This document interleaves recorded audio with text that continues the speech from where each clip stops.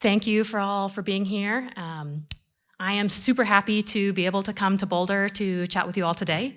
And first off, I'd really love for us to all thank Spike and the other organizers and volunteers. Planning and organizing a conference is hard work. So the Ruby community was the first technical community that I really felt a part of. In addition to loving the language, the people who form this community are just such an enjoyable group of people. And these small regional conferences are so much fun. I'm so glad that Spike is rebooting Rocky Mountain Ruby. And let's all meet people, chat with each other, share knowledge, and just have a lot of great fun together. So almost all my slides have been generated by DALL-E. I decided I'd hop on this AI train and make the computers do all my work for me. I hope you're entertained by some of the very interesting choices that AI made on some of the pictures, and hopefully you're also impressed by some of the really beautiful images it was able to generate as well. So, back to the talk at hand, a blueprint for making scary choices. Let's first start with a bit of background. So I'm Davy. I've been part of the Ruby community since about 2008, and I've spent the last decade in engineering management and leadership. I've been lucky enough to work for a number of successful startups, a few of which you may have heard of. And now I work as an advisor for startups, as a fractional VP of engineering, and a leadership coach. If you look at my life on paper, it seems like I've done very well for myself, and in many ways that's true. I've been pretty successful in my career. I've worked at some very successful companies. I've traveled all over the world, and I've spoken at a lot of conferences. But despite all the success, that didn't make my life happy. Something was missing that was keeping me from feeling as happy as I wanted. I had focused on building a career, but I'd always thought that I'd build a family as well. So let's set the stage. It's the end of 2020, all of our favorite year. The world is shut down, we're gripped in a global pandemic, no vaccines have appeared yet. And in my life, another promising, or what I thought it was promising, relationship had fallen apart. I was now single, I was turning 39 in 6 months, and for some reason turning that corner and kind of staring down the last year of my 30s, I could no longer still try and claim I'm in my mid-30s. That was kind of the trigger point for me. I needed to decide how important having a child was for me. And if it was, I had to take matters in my own hands. And we all know that a woman's fertility drops with age. I was worried that I had already waited too long. It was now really obvious to me that I was not going to find that hypothetical partner to have a child with. Was I going to be okay with this reality of what my life was becoming? I had to make some big, scary decisions. And this is not a talk about parenthood. I made an unusual and still pretty uncommon choice in my path to parenthood, but I'm not here to say, this is the way to do it. Instead, this talk is about how to make scary choices. Many of us grapple with choices of this caliber throughout our lives, across a wide, different range of kind of areas of our lives. And there may be some similarities to the questions that we're asking ourselves, whether it be decisions for our career, such as whether we're in the right career, whether we want to continue along the path of promotion within our current path, whether we want to be bold and try and start a company. Could be more career adjacent, such as going back to school, furthering your education. Or it could be personal, around where you want to live, or who you want to be part of your life forever. Okay, maybe not all of the questions are the same. But there might be times when we have a scary choice in front of us and it feels really overwhelming. We might feel paralyzed by this choice, and maybe to even decide to ignore making a decision on this choice because we're not ready yet. Maybe there's something on the other side of that choice, inside of this wall that's toppling on you, that you are really desperately wanting, but you just don't know how to get there. And sometimes we allow ourselves to stay in a state of unhappiness for long periods of time because we're just unsure about how to decide what path to take in our lives. And there can be many different reasons that are driving these choices. Maybe you're feeling something is missing in your life. Maybe you want to build more happiness into your life. Maybe there's this kind of feel for adventure. You're kind of like wanting something to give you more energy and excitement in your life. Or maybe there's something that you really want to prove to yourself or to others. So now that I'm about 3 years on from making my own scary choice, I'm happier than I ever have been in my life. And my 14-month-old son brings me more joy than I ever could have dreamed of. In reflecting on my own process for navigating my scary choice, I identified a couple steps that were key for my own experience, and I really hoped that by sharing them, it might be able to resonate with others and might be able to help them with whatever choices are happening in their own lives. So I'll go over 6 steps on the path for making scary choices. And depending on your personal situation and the choice that you're grappling with, there are steps that might resonate more or less with you. I'm not claiming that these are like the 6 steps to make an order. No, that's not my talk. And so I'd also love to know which ones resonate more with you. So if you see me after later on in the hallways or something, feel free to talk to me about it. And so here's the crux of my talk. We're all faced with scary choices during our lives. What choice is right for us?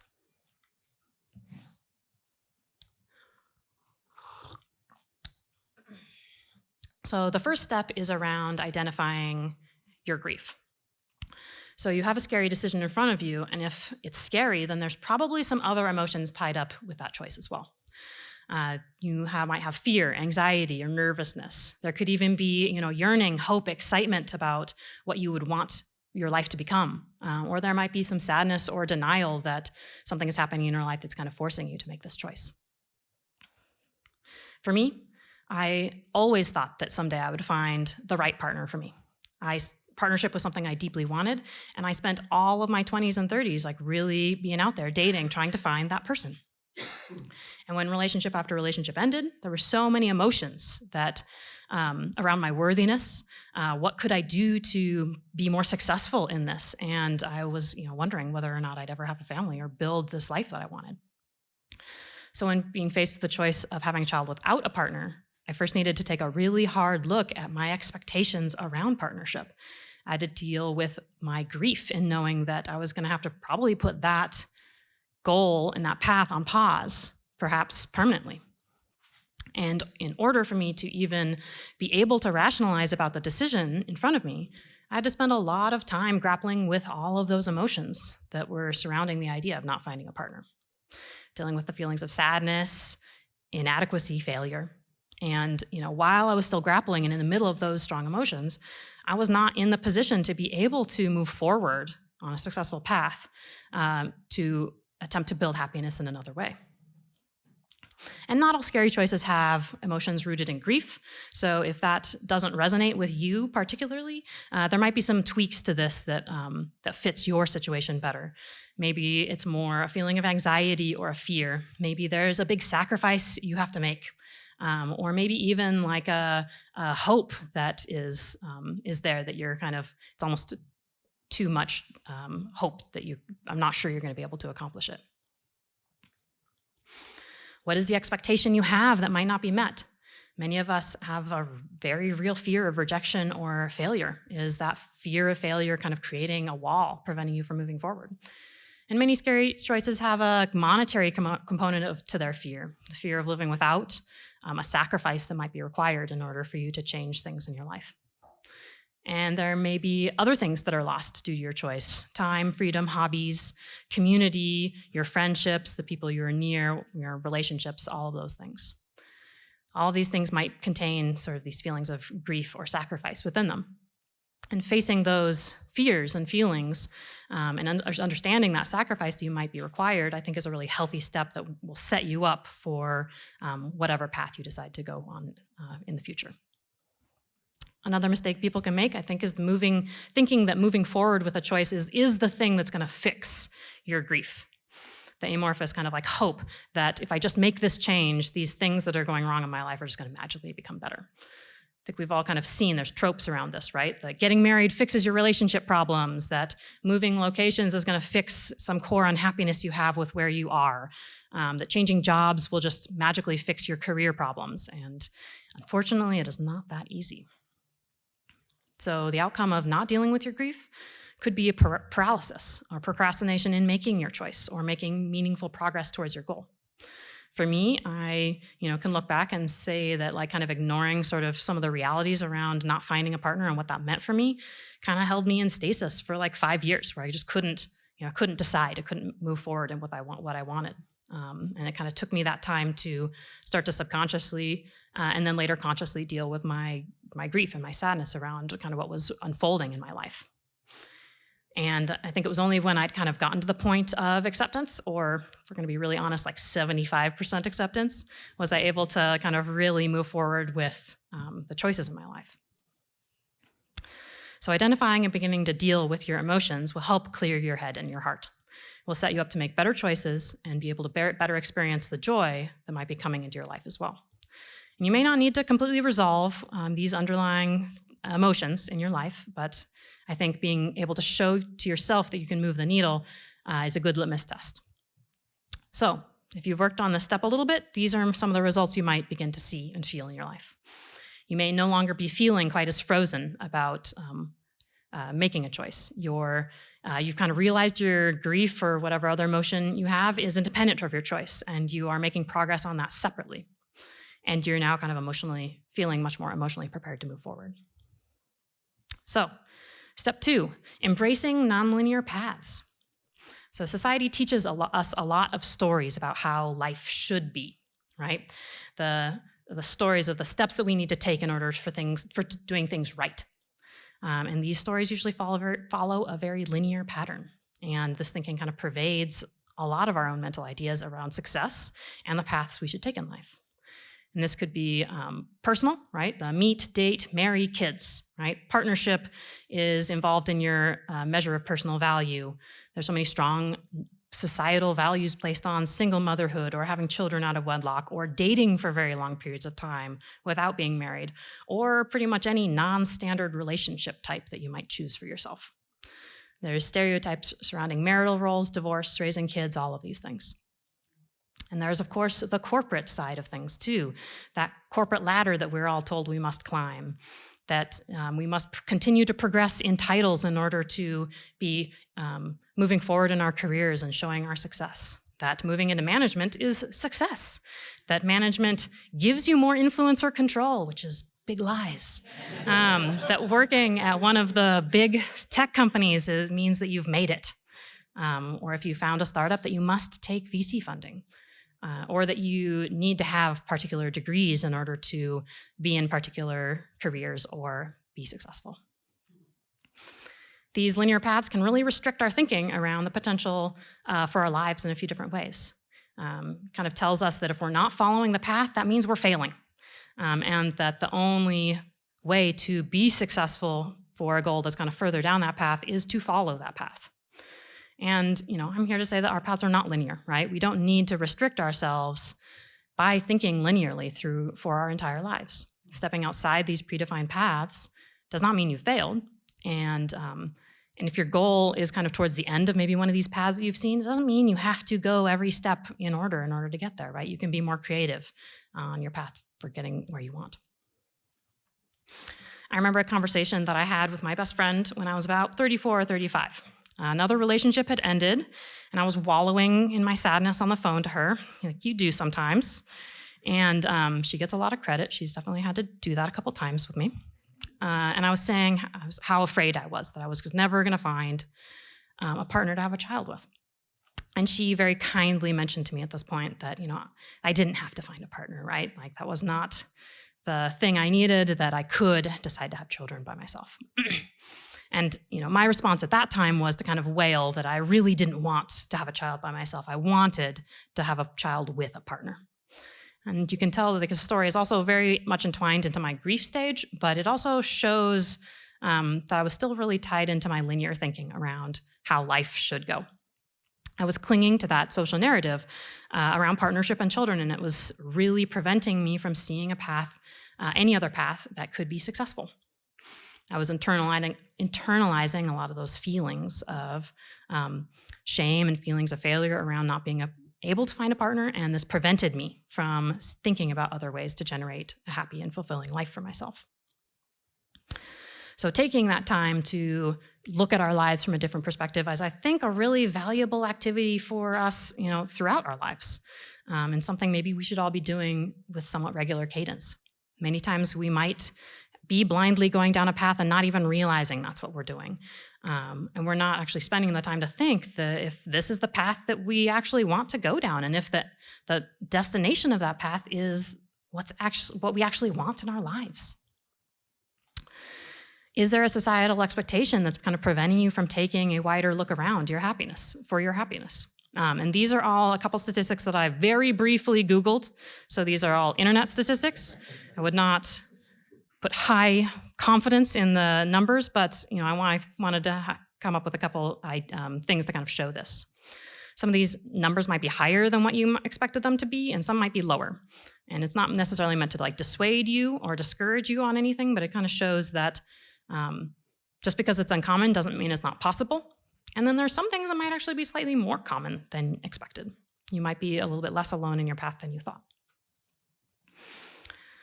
And so part of the step is really about opening yourself up to possibilities and allowing yourself to dream. So once I had kind of done some of that work to let go of my feelings of failure, and it gave me the time and space to really take a hard look at what I wanted my personal life to look like. Did I want children, and would having them, even having them alone, bring me happiness? And having biological children has a time limit, and I think that was really great for me personally, having that forcing function to make that choice. It encouraged me to really spend that time thinking through my options outside of that standard path. And at the end of my soul searching, I determined that I would really regret never having a child, or never trying to have a child at least. And that set me on my path. So if you've kind of working on this tip, what the things you might start discovering is that you've begun to identify some of the social expectations around success or failure that are limiting you, and maybe starting to let those go. You're giving yourself permission to be creative, and that can allow you to start dreaming of more possibilities than you might have initially thought for yourself. So the third step is around committing only yourself. And it's easier to make big, scary choices when we have someone there beside us, right? However, I think it's really valuable to be willing to make the exact same choice if you are alone. Even if you're not alone in your choice, spending that time to think about what it would mean to have to take on an entire load of the ramifications of a choice on yourself can really help you decide if you are in 100% on this. So having a child is a lot of work for two parents, right? And when I tell people I had a child by myself, they're like, "You are so brave. You have so much work. I don't know how you do it." And they're not wrong. It is a lot of work, but it wasn't honestly as big of a challenge as I initially feared it would be when I was starting to go down this path. And I partially believe a lot of this was because I really had to commit 1,000% of myself to this decision to do it all by myself. And I had, luckily, 9 months to kind of prepare myself mentally for handling these challenges. And when I made that choice to embark on this path, I knew what I was signing up for, and I had decided to go for it anyway. And am I really alone? Of course not. Even being a parent by yourself doesn't really mean you're alone. I have a lot of family that lives nearby. I have a very involved father/grandfather. My sister gets a huge shout out for agreeing to watch my son for me at home to allow me to come to this conference. So she gets the big props for that. But spending that time to commit myself 100% to this decision helped validate that choice for me. And it also, I think, really helped me be available to celebrate more happiness and joy as well. And there's some situations where the step, again, might not fully match your situation, right? Marriage is the big obvious one, given that the entire point of that choice is pairing yourself up with another human being. Founding a startup with a co-founder is also kind of in that realm, or having a child with a partner. Moving to a new location as a family, right, also has plenty of other variables at play. You're not alone in that choice. But in those circumstances, you could still contemplate what it would be like if you're needing to take on more load than maybe you initially guessed, right? I think it's easy for us when we're kind of doing something with someone else to kind of think that the load will be spread more evenly, or in a way that's beneficial more than it actually turns out, right? They say marriage is never 50-50, and the line in the middle moves back and forth over time, right? Are you mentally able to commit to a time when your marriage needs it to be 80-20 or even 90-10 for a while, right? What does that look like for you? Similarly, the load of work in a startup might not always look even. Within a team, it might not always look even. Raising a child, the balance of duties might shift over time. What do some of these choices look like for you if you're not, or if you're thinking about being alone kind of in that space in the future? Are you willing to make that same commitment and choice? And being able to mentally commit yourself to handling 100% of those ramifications can really help prepare you for the natural ebbs and flows of life, I think. Depending on the circumstances, there's always going to be times when you need to take on more of the load. Teammates can be sick or out on leave, or they might quit, or they might get laid off. Your boss might be on vacation, or they might be laid off. Your spouse might be on a work trip or might be sick, right? And this step can make your choice feel harder, right? This is contemplating a difficult situation in which you're maybe completely alone and needing to handle quite a big task by yourself. And I think this is the reality step where you need to confirm that this is truly the choice that you want to make. And I think that by going through this step, you're going to have less surprise when work, maybe even unexpected work, lands on you. And that will help reduce your potential feelings of disappointment when things aren't going quite so well in your choice down the line. And hopefully this will increase your ability to savor the happy moments as well.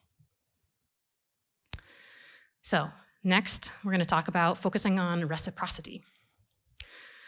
When you have many choices laid out in front of you, do you ever kind of worry that you're making the right one? How might we be able to know with more certainty ahead of time that the path we're choosing is going to lead to personal satisfaction and happiness? One method for helping evaluate these choices is to determine what is providing you with energy, love, inspiration, and to focus on more of your own time and energy on those types of items. Love the things that love you back, commit the time, the things that commit to you, that sort of thing. And this can be applied to a lot of different scenarios, right? Not only love and friendship, but work, hobbies, where you live, all sorts of things. And this is, I think, something that I had been really bad about earlier in my life. I'd, really commit myself to partnerships and that didn't provide the same level of commitment back to me, right? As if expending more time and energy and thoughtfulness and care would magically kind of encourage someone to provide those things back to me. And I can also work in the corporate world too, right? I'd often give all of myself to companies that weren't really contributing the same back to me in acknowledgement, recognition, career advancement. I felt like I was kind of fighting tooth and nail for every single step up that ladder that I was taking. And while that could lead to something outwardly that looks like success, inwardly I was feeling really empty. And the change that occurred when I was receiving this vast amount of reciprocal love from this new tiny human was a profound shift in my happiness, my mental health, and my mindset. My ability to deal with challenges increased dramatically, and I did not expect this level of incoming energy. And what ended up happening was, even though my daily life was difficult, I was actually happier on the whole than I had been in a really long time. And there's only so far you can get, right, when you're the one filling up everyone else's cup, and there is no one out there filling yours. And my own ability to balance the energy needed for other types of less reciprocal relationships has grown immensely. Now the fact that I have a much bigger source of incoming love and energy into my own life. And that was kind of like a surprise. I was like, maybe others know it, but I was like, wow. I know that my situation is a little bit different. We are biologically hardwired to love and be loved by these tiny little humans that we make. So that might not be available to you. And in the age of late stage capitalism, well, created a difficult one for myself. This may be too much to ask for true reciprocity from our employers, right? And nor do I mean that everything we choose must have this kind of true reciprocity. When thinking about reciprocity from a career or corporate standpoint, there might be other ways that we're kind of gaining that reciprocity back in our lives that doesn't kind of require your employer directly. Are you making a difference in the world in the things you're building or the areas in which you're contributing? Are you working in a field of your interest or your talents? Are you learning new things that are interesting you, or setting yourself up for your future path? And are you working with people and colleagues that respect you? And when making choices that involve your career in your corporate world, while reciprocity might not always be available from your employer, hopefully we're kind of all aiming for a level of basic reciprocity around respect, advancement, continued learning, responsibility, and it should exist in our ideal world. And I think we should all be pushing for that as employees of an employer. But we all know that there are circumstances outside of our control that make that hard for us, especially given various economic climates or our own personal situations. And if your personal choice is not one that kind of falls into that category where true reciprocity is a potential, this step is also maybe a step to have you evaluate what your own internal personal battery is looking like. Do you have that energy inside of yourself to allow yourself to take on a potential new endeavor? And if not, what other changes might you need to make in order to fill up that battery? Is this choice of yours going to be creating sources of new positive energy? And what generates energy can be a very personal experience, right? Some people benefit strongly from their hobbies or their extracurricular activities and working on things that interest them. Some people are affected very strongly by their environment and their weather and where they are. Human partnership, of course, is kind of the big one in our lives. Do we have friends, family, partners, children, people around us that are generating that happiness for ourselves? And there's many ways, of course, in which our career can impact and does impact our feelings of self-worth as well, right? When we avoid the work of kind of validating whether our choice is the right one long-term for us in this sort of like energy perspective, we hobble ourselves. And by ignoring part of the decision-making process that's going to determine, like, is this going to be an energy add or an energy sink, we're going to potentially make choices that are going to lead to decreased satisfaction over time. And again, this is only one suggestion for ways to validate your choice. There might be others that work better for you. And so, but I think if you spend a little bit of time on this type of step, you're going to be more conscious of your own internal battery. You're going to be focusing more on creating positive energy in your life and being mindful of how to do that. And all of this, I think, will lead to some increased confidence in your choice. So step 5 is all around finding your hidden benefits. When faced with a scary choice, it can be paralyzing to be faced with like all the negative aspects of your choice, right? For me, there were a lot of them.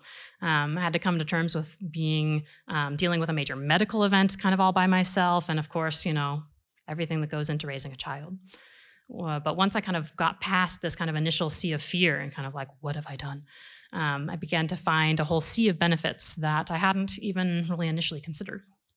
And in fact, I kind of began to be surprised by how many hidden benefits began to appear. So some things were really pragmatic, such as, having sole legal authority and not having to worry about which last name to choose. Some things were elimination of future fears that you might have. I never have to deal with custody issues, and there's no worry about, a changing marriage dynamic after having a child, right? Don't have one of those. And there's some more silver linings behind something that I was losing out on. Again, I think it's common for a lot of new mothers to have some partner resentment in those first early months because of just how much load is on them during that time and how it's hard for the fathers to contribute nearly so much in those first few months. And then I've kind of also, surprisingly for me, kind of gained some like sleeping superpowers. I now can like fall asleep super fast and due to necessity. And, I'm able to like really operate on a lot less sleep than I had been before. So yes, some things are really, really small. Like I was surprised at how it was a lot easier to get a passport for my son as with only one parent. And who would have known? And some things don't appear until later as well. A lot of people comment on how patient my child is. He's willing to kind of like wait by himself for long times for a baby. And I think that's because as a single parent, like I just wasn't always available to just immediately respond to him, right? I'd obviously try to respond as quickly as I could to support his needs, but just by necessity, sometimes he had to just wait longer. And I think that kind of really helped build this personality in him.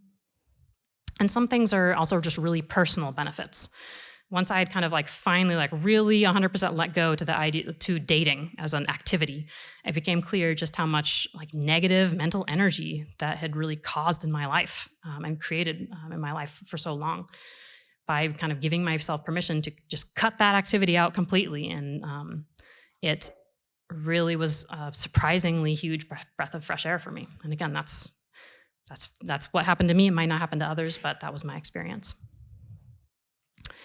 And I'm not here to say that like you're going to find enough small benefits to outweigh whatever difficulties are out there, right? There's always going to be challenges with these sort of big, hard choices. Nothing would eliminate the work required to raise a child, but noticing and reveling in those benefits that do exist can bring you more joy into your life. And likewise, marriage is always work. Work is always work. Startups always require a lot of work. Changing careers or going back to school, all of that is a lot of work. And moving locations is a lot of work. All of these things require work. So I'm not saying that we're eliminating that. But for your scary choice, finding the benefits, looking for those hidden benefits will really help you, I think, stay on a more positive mental state. It will help by spending that time mentally cataloging those benefits, even really minor ones, right? You're creating this pile of happy things to focus on. And some might not be like universal benefits, some might be very personal to you. And even seemingly small benefits, when kind of like enough of them are aggregated together, can really build to create some large net positives. And that can help outweigh negative aspects of your choice. And you can also decide whether or not these benefits are the kind that are going to meaningfully create an impact for your life in the way that you want them to. And some of these benefits might be kind of a silver lining behind something else, an aspect of sacrifice or something that you're giving up. And that's okay too, right? It can oftentimes be really easy to focus on the things that we're losing, and in so doing miss the benefits that might be kind of a reflection of that loss. And finding the silver lining doesn't mean that you wouldn't have like enjoyed the exact opposite experience as well, right? But you can still find those benefits and add them to your pile of happy things. So, instead of getting to experience like coming up with names for my child alongside with a partner, right? I got to name him all by myself, right? I would have enjoyed either side, right? But I can find the happy in what happened during my circumstance. And building your pile of happy things over time can help take difficult experiences and turn them into something more enjoyable. And this is a very active step, right? You're building your own happiness, as it were. And it's not a one-time step either, right? This is something that will continue to be ongoing, right? And you might not even discover some of these benefits until you're going on down the path of your choice. But continuing to keep yourself open to those positives will help you stay on the positive side mentally as well. And for me, it also really helped offset some of the negative things that kind of were surprises that came up that I wasn't expecting. Because mindset is powerful, right? If you're only worried about and looking for the negative things and not always similarly looking for the positives and appreciating those benefits, over time you're going to kind of continue to be moving down this negative mental state. And it's really, really trite, but it's the sort of looking on the bright side of life.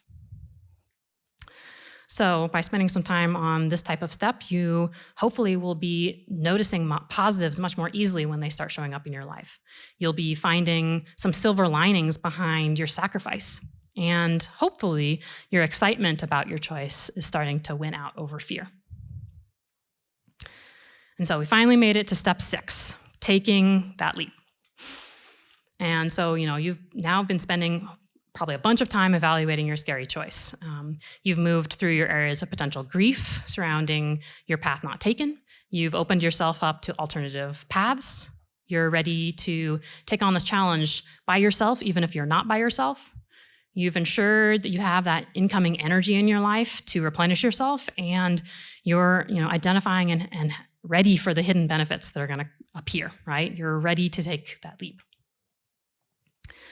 Maybe your particular choice doesn't have the clear, this is happening moment that I had when I saw those 2 pink lines. But at some point you may realize that you've crossed that invisible line between potential and actual. And at this moment, you might have a bunch of feelings, right? This, life is now changing for you.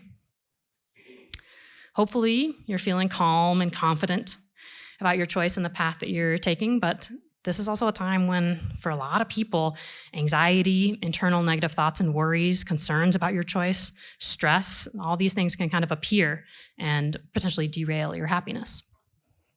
And constant exposure to cortisol, the stress hormone, can really have a physical benefit or a physical effect on your health and body, not a benefit. That's wrong.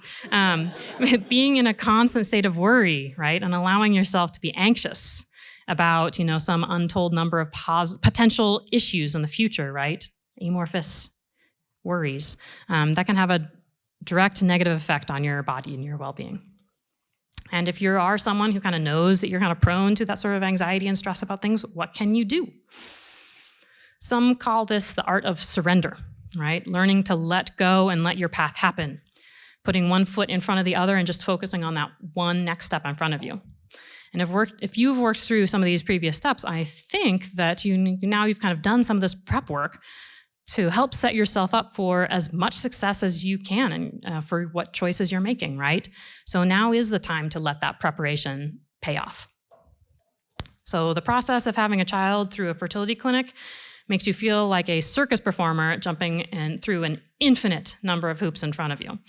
In addition to a lot of steps, just even needing to get approval, there's diagnostic appointments, medications, blood tests, appointments, procedures. And there are plenty of times and places where your path gets derailed for a month or more due to things completely outside of your control. And then, of course, even if things are going perfectly, there's no guarantee of success. So it took me about a year from start to go through that part of the process, right? And so for me, that was like a year of practicing the art of surrender at all times, right? Taking things step by step, really just only focusing on the next thing that I needed to do and moving mountains to make that one thing happen.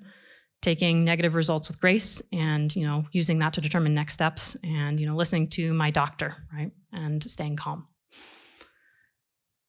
And so our lives are always that journey, right? A climb towards something more hopeful, enjoyable, and better. I know, it's a great face on that one, right? The more that we can focus on just kind of like the immediate part of our climb and not worry about sort of the infinite potential problems that could exist, right? The better our climb and our journey is going to be. And the more successful we'll be on that journey. By navigating through your steps, creating that path that you want for your life, and then executing that path, you will, I think, be amazed and proud of what you can accomplish at the end. So, for this step, you're hopefully more easily finding your inner calm, right? You're working on trusting the preparation that you've made, and hopefully this means you're better able to enjoy your path. Okay, we've made it to the end. This is also one of my other favorite things, which is like, Dolly cannot write text.